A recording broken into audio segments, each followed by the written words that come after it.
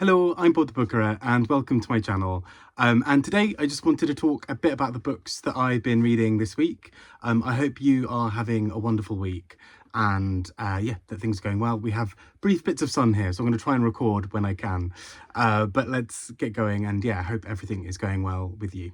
So, first up, a book I mentioned recently as part of the Goldsmiths shortlist, and a book that I just think is phenomenal in many, many ways, Helm by Sarah Hall. And I've read a couple of other books by her before, which I've really enjoyed, and there's normally some kind of unique point to them or some kind of fun way that she plays around with things. But this feels like such a daring book in a really great way, I think.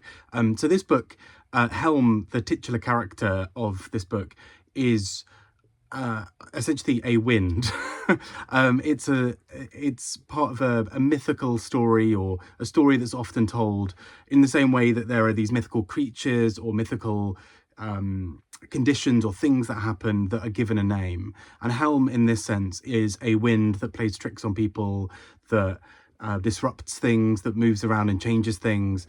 And we essentially are told the story mostly through the perspective of the wind itself, through Helm. And Helm details what is happening in the world in this really fascinating way, because essentially we're being told a story by a non-human character who is, as a result, is able to take us through thousands of years of human history and see us as fairly dispensable within that. So there's a part at one point where Helm talks about those funny humans trying to categorize me, trying to measure me, trying to work out the statistics of how I work, and the idea being that humans can never quite kind of capture all of that. And it reminds me a lot of a book by Irene Sola called When Mountains Dance I Sing, or the other way around. And there's something so interesting about it, because that book talks about nature through the perspective of telling the story as nature would see it. And I think there's something really interesting going on with Helm by doing a similar perspective with that. Very different books in many ways, but there's an interesting overlap. And I think Helm just does so much that I found utterly captivating. The tone of voice is so confident and compelling. Helm is this sort of trickster, and as a result, the narrative has those sort of slidey, slippery bits as well to it. But there's also something really interesting going on, I think, in terms of how this book then shows human characters, because we will see humans in the Stone Ages moving things, and Helm will very quickly move on to thinking about humans now, because for Helm, this is just the span, that was basically 5 minutes for Helm. And there's something so captivating about that, particularly when we then focus on human lives, because we'll get these in-depth bits of certain characters, in their heads, of watching as they go about their days and they change things and they move things, and maybe they're having a hard day and Helm is not helping. And I think it's just so interestingly done. I found this a really fun and engaging book. It's so whimsical and silly at times, but also incredibly serious and confident, and has a point to it. And I just think this is a really exceptional book, and I think has rocketed straight into one of my top books of the year, basically. Next up, another book that deals a lot with nature, but in a very, very different way. This is Life Cycle of a Moth by Rowe, Irvin.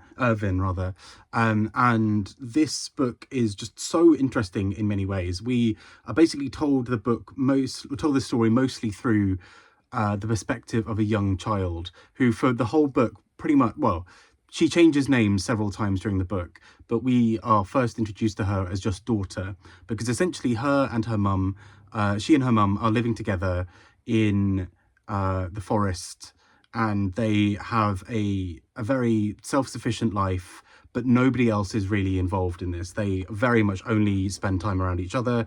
They have their little routines and rituals. So, for example, every so often they will come together to do their, I'm going to mess up the exact phrasing of this, but basically their thank yous and apologies. I think they call them thanks and sorries or something, which essentially is almost like confession, but allows them to basically get things out of the way that would otherwise be potentially harmful for them later on. So to be able to say, I'm really sorry, I took more than I should have at this point, or I was lazy when I was doing these chores, or maybe I yelled at you when I shouldn't have.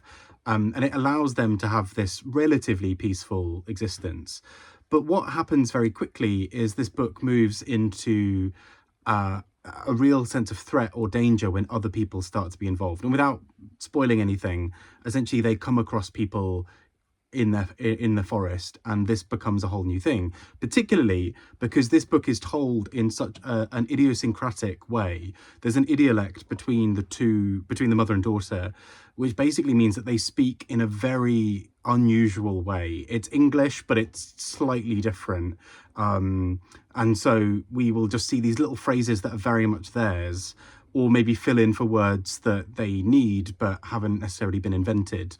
And because they're only seeing each other, they only have to be understood by the other person.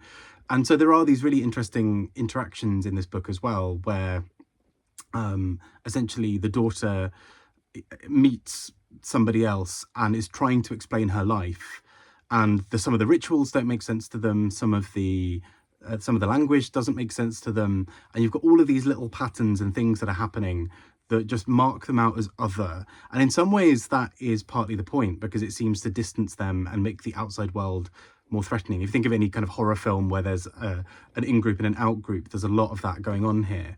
And so this is really unsettling as a book, but there's something really deeply beautiful at times about this relationship between mother and daughter, and particularly this daughter's burgeoning sense of self, particularly once she has that reflected by the world outside. So to suddenly meet people who are different to her starts to challenge some of the beliefs she has about who she is. There's a lot going on in this. It's incredibly violent and graphic in parts. It's incredibly tender in other parts, and quite funny and quite silly. There's a lot going on, but I think this is a really, really beautiful book, and so intelligently crafted, I think, to create this whole idiolect and have that run through the whole course of a book as well. And last but not least, I read The Other Girl by Annie Ernaux, translated by Alison L. Strayer. And something I started a few years ago, which I mostly started as a joke because I just liked the pun, but I'm really glad that a few people have done over time, was something I called Ernauxvember. Apologies. And that was basically a bit of a thing to read Annie Ernaux in November, just as a little prompt to be like, hey, if you've ever been thinking about reading some Annie Ernaux, try some in November. They're quite short. And this book has just come out in time for Ernauxvember. So this is The Other Girl. And this is, again, like many of Annie Ernaux's books, a deeply personal book that looks at her family history, or the kind of history around her. This one is particularly intimate in a certain way, which is that she, at one point when she's a young child, overhears her mother talking and realizes that she had a sister, and her sister died before she was born, and so Annie never really knew her. But then this sets Annie off in terms of having a whole set of thoughts about who she is, because Annie Ernaux herself, when she was young, at one point was quite ill and almost died. And so she starts to wonder, well, actually, if I had died, and there was another child, what would they think of me? Or how weird is it that I've sort of frozen this idea of my sister in a very specific way? Because it's not a case of, oh yeah, I have these memories of her, because she doesn't, but equally she can't imagine her being naughty. She can't imagine her doing these other things. She just has a fixed image of a 10-year-old who never really existed as anything else and died before she was born. And so we then get all of these photos and all these other things that show Annie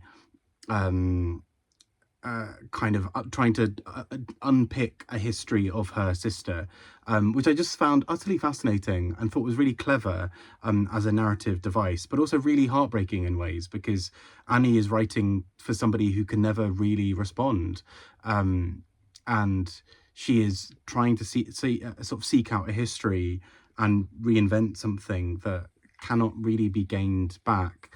And so yeah, there's just something really interesting about the way this book is done. I just love Annie Ernaux's writing anyway, but this is a really great example of her ability to mine her own family history to bring out something really quite interesting.